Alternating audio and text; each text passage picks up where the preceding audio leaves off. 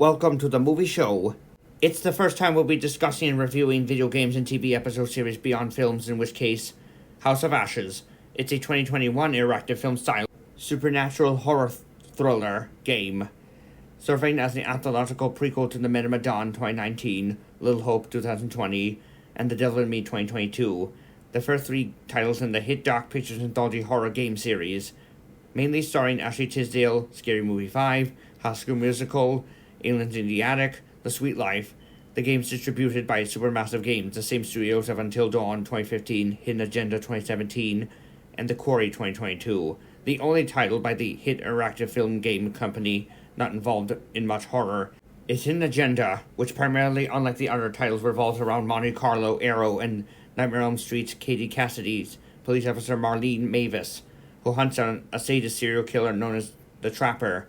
That game required the PS4's mobile Play Now mobile app to interact with the exclusive PS4 title. It's been 2 years since House of Ashes came out, for the record.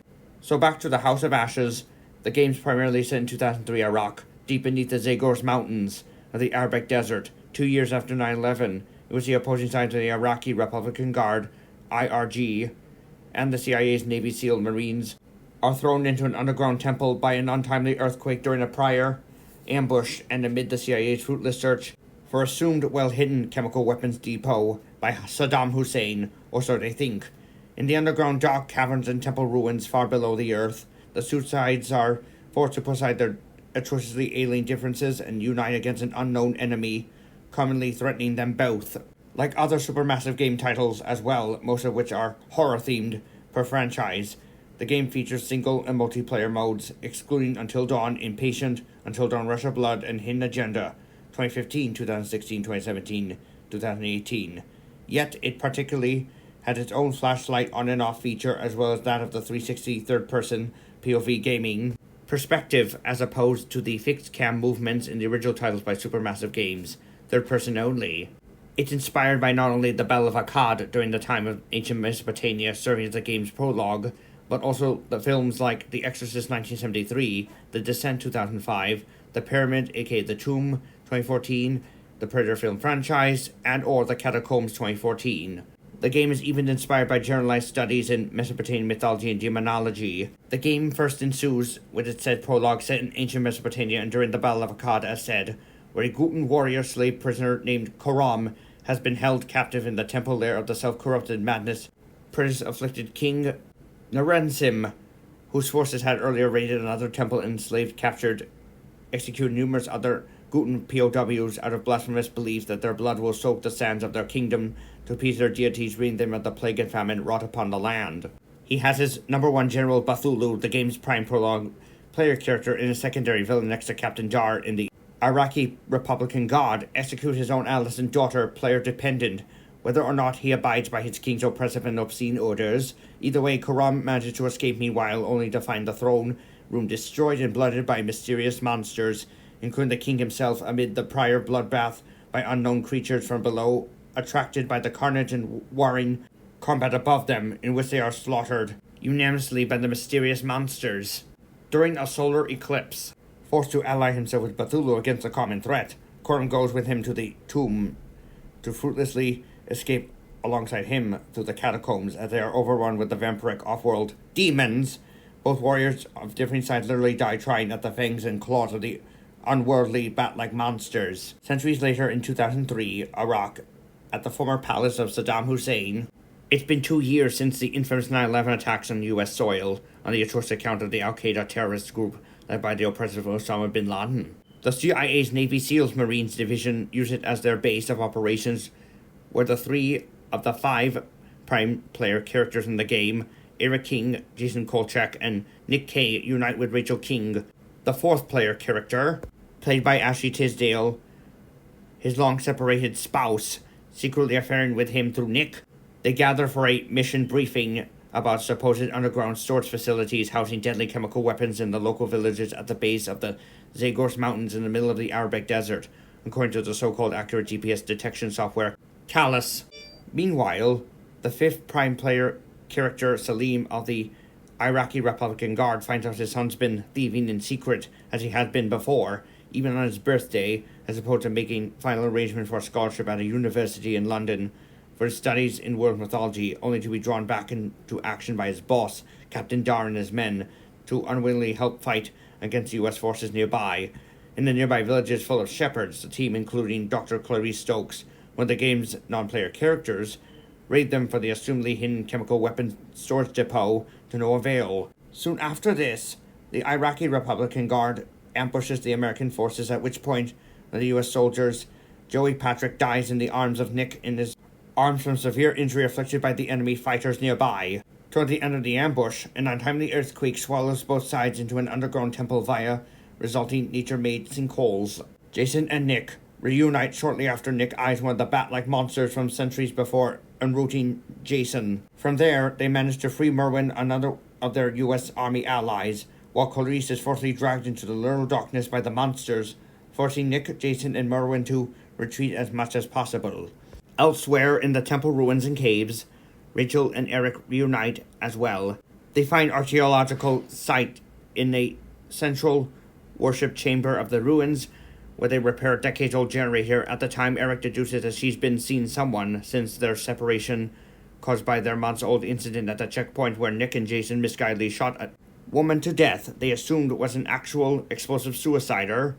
Mainly, this cost Eric his leg, and he has a prosthetic in its place, as he has ever since. The moment is cut short when Dar ambushes the two with his machine gun. On the other hand, Salim, separated from his forces, manages to escape a vampiric creature vampire, and learns its weakness, which is its painfully fatal sensitivity to UV lighting. Another vampire ravages both US and Iraqi Republican Guard forces. It then crosses when Salim hides from the then-present American soldiers. As Dar finally wounds Eric, who at the time is trying to get Rachel to hang on to dear life from a steep ledge depending on the player's choices, causing him to be gored by a deadly stalagmite and forcing Rachel to fall into the darkness immediately. Jason and Nick take notice of the Colonel's horrid demise after sacrificing Merwin for him to save the two from the vampire threat. The two fortify the temple after Nick is first befriended by Salim, who allies himself to ambush the present monster in a primary surprise attack. With various mines and other hidden traps, farther below the chasm, which Rachel has fallen into earlier, she's in a river of literal blood, skulls, and bones, rescued by supposedly surviving Clarice from a vampire. Yet, on the way back to the others, Rachel notices that Clarice has been inflicted by a parasitic strain through the infectious vampires off-screen. The player eventually has to decide then whether to desert Clarice or take her with Rachel for the greater good. Either way, after Nick and Jason assault and subdue a somehow infected Joey, Dar ambushes the two after priorly refusing to hear Salim out about the vampire threat and denying him the urgent request to ally himself and his number one lieutenant with the American forces to escape their common ordeal. Rachel then reunites with others, with or without Clarice, and they escape the chamber via the catacombs. There, they reunite with Dar and Salim, who are forced to ally themselves with their foreign rivals amid a vampire ambush, which cost Dar his life. An undead Bethulu emerges from the nearby darkness as the undead, afflicted by the centuries-old Ancient One's virus, and attacks the others alongside his newfound vampire allies. Following the end of the ambush, Jason goes with Salim to an underground domain home to the vampires, despite Salim's protests. Also, Nick and Rachel escape and subdue Bethulu en route to Salim and Jason in the farther underground domain of the vampires. Salim and Jason put a fluid-preserved centuries-old Karum out of his misery. It's then that they uncover numerous bat-shaped cocoons which vampires spawn from, triggered by sound, making moss on the ground. Aided by Nick and Rachel, the four reunite and find themselves in a private room where a woman named Mary has studied the monstrous creatures, as well as an ancient console that's been built in the carvings of various star-based constellations, one of which was Cetus, the namesake whale-shaped constellation in the stars of the nighttime skies. Having Rachel help him decipher the console by dual-handed management, Salim deduces that the creatures were once peaceful and somehow they've become monsters, massacring beasts of blasphemous hatred and hard heathenism, especially per the satanic pagan effigies noticed earlier in the game, from the village huts far above to the cave where Clarice has been hiding out since being nearly left for dead by the vampires. Nick offers to place the decade-old dynamite he has found earlier on numerous cocoons mounted to destroy the vampires as much as possible, through remote detonation while creating a major diversion in the pivotal process. When he does, whether or not he escapes the pit vault, the explosives go off, but Salim is overrun by ambushing vampires. Whether Nick goes back for him or not, depending on the player's decisions in the game, he rescues or deserts Salim for better or worse. Having then evacuated the vault via a hand-cranked elevator used previously by Jason and Salim, the surviving heroes are attacked by surprise via an undead Clarice, whom they subdue sacrificially. Then they escape to the surface via the giant statue. There, the player heroes call in for aid support, mainly per the decisions by gamers at the beginning of the game, but their escape from deep underground is cut short by a solar eclipse, untimely, causing numerous vampires to swarm toward the surface alongside Bthulu. Inside one of the huts, now empty, they fend off the beasts as much as possible while subduing Bthulu. By that time, the eclipse expires, forcing the bloodthirsty monsters to retreat to the darkened underground domain of theirs, with some of them roasting and baking to death instantly. At the time air support arrives and escorts the player characters to safety, the game ends honestly but positive notely when during the current credit scene, debuting two hazmat suit government officials from the agency Cadmus named Brooke and Harry, now in Hussein's former palace converted into a research facility. From there, they question the survivor characters but decide to keep the rest of the world in the dark completely about the game's main events. Rachel King, Eric King, Salim, Jason, and Nick are the game's primary player heroes, who embody teamwork, courageous valor, determination, slight insecurities, and acts of heroic patriotism. Salim is a hesitant Iraqi soldier who refuses to further fight for his country and instead enable his son, Zayn, do everything he has not since being enrolled in Saddam Hussein's atrocious army of savage brutes and protests against Zayn stealing as he'd always done for reasons unclear in the past. He's the only player character in the game of not only the Iraqi Republican Guard, but also the only one to be Middle Eastern Iraqi himself, determined to get back to his son for his birthday, aided by the Americans, whether they want to or not. Salim's against the bloodshed wrought in his land. Homeland, country of origin. By Dar and his Iraqi forces, despite being employed by atrociously gruesome guerrillas, determined to misguidedly take back their homeland from the Americans. One of his main insecurities, aside from no longer wanting to be involved in the blooded combat, is that he wishes to be a better father and parental figure for both his son and his country-wide community. On the other hand, there are Rachel and Eric King, Jason and Nick of the Navy SEALs Marines Division of the CIA, with their own insecurities. For example, sometime before the game's main events, she and Eric have been estranged since a misjudging incident at a local checkpoint costing Eric his leg, and an innocent woman her life for all the wrong reasons. She's been secretly, meanwhile, seen Nick, despite it resulting in a covert affair with Eric. But all 5 player characters in the game depict primarily coping with tragic events, overcoming bigotry and misjudgment of locals in a foreign nation, and aligning themselves with the enemy against a greater threat. Therefore, there are the phrases, keep our friends and family close and our enemies closer, the enemy of our enemy is our friend, and most of all, when a threat is great enough, you rely on our enemies for aid. The game's prologue remains no exception, with its prime player character, Bthulu, centuries earlier in Mesopotamian times, allies himself with Kurum to rid themselves of the vampire threat to no avail. Speaking of, Bthulu and Kurum are the prologue's primary heroes, while Bthulu's mainly its player protagonists. Similar to Salim, however, he hesitates and is forced to slaughter his own Alice and daughter in cold blood per the king's oppressive, ominous orders during the Battle of Akkad, in which in reality ensued between 2254 AD and 2218 BC as well.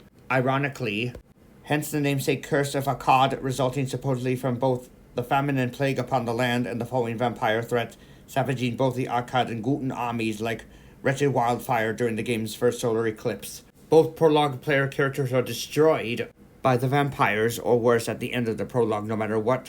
Like in the other supermassive game titles, excluding Laura and the Quarry, i.e. Beth and Hannah Washington, Josh Washington's deceased sisters in Until Dawn. Both warrior characters depict reliance on one another for the greater good, heroic determination, courageous heroism, and the need to ally themselves against a darker threat to humanity. But Bthulu ends up specifically later in the game as its other secondary villain, returns of the undead embodying newfound lustful feralism, animal-like barbarianism, literally inhuman blasphemy, and blooded, says Narcissus, behavior antisocial under the infectious influence of the centuries-old Ancient One's virus.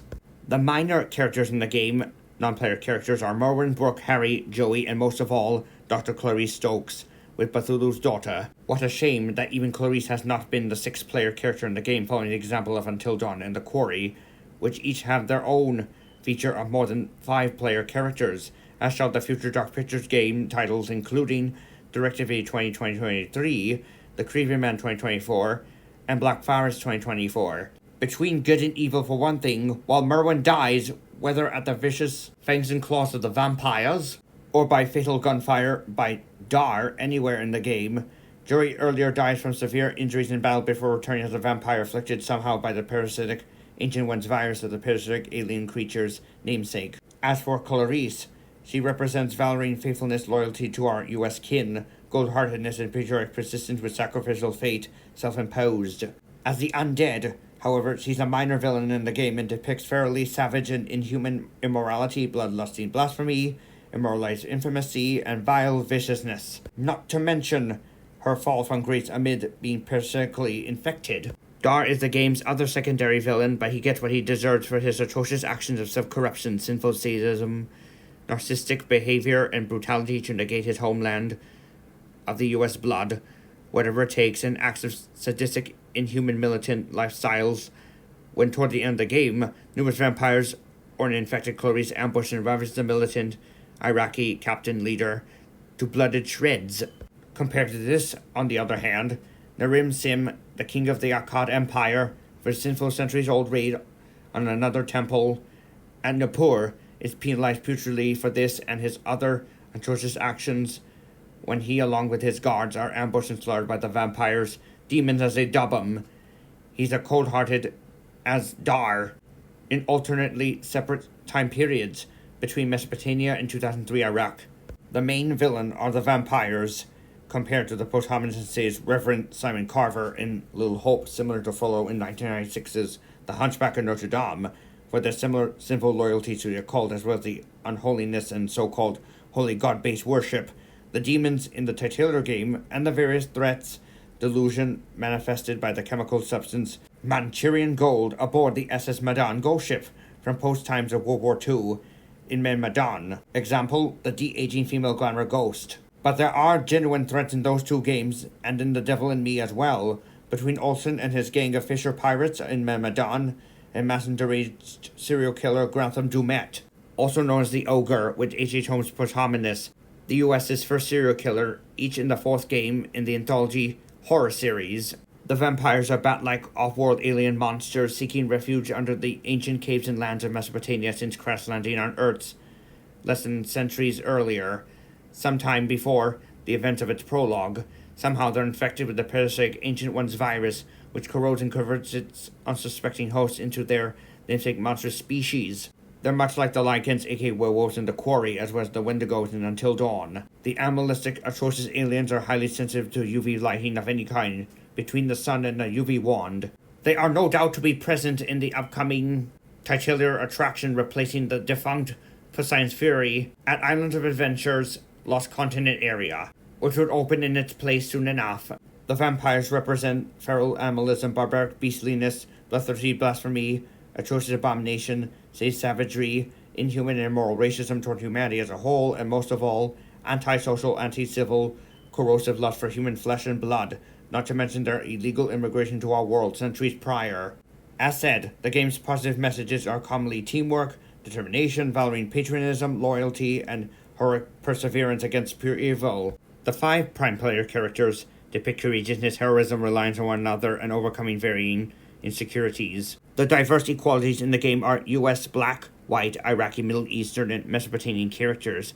They come from various ethnic backgrounds, as do the characters portraying actors beyond the game, i.e. Tisdale is a white American female actor like her player character role, Rachel King. Ironically, they named her after my old friend from BCC. Male and female characters are strongly encouraged and embraced in the game as well.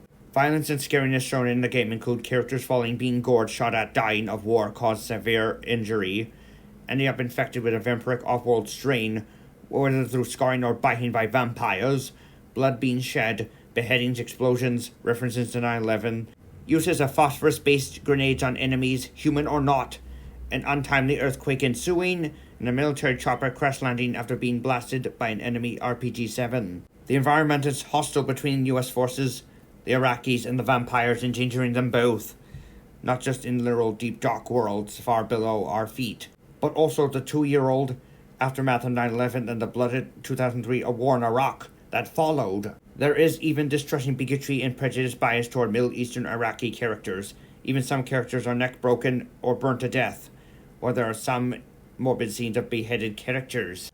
As there isn't any closeness in the game, there's only one female character in Mesopotamian attire back in their day.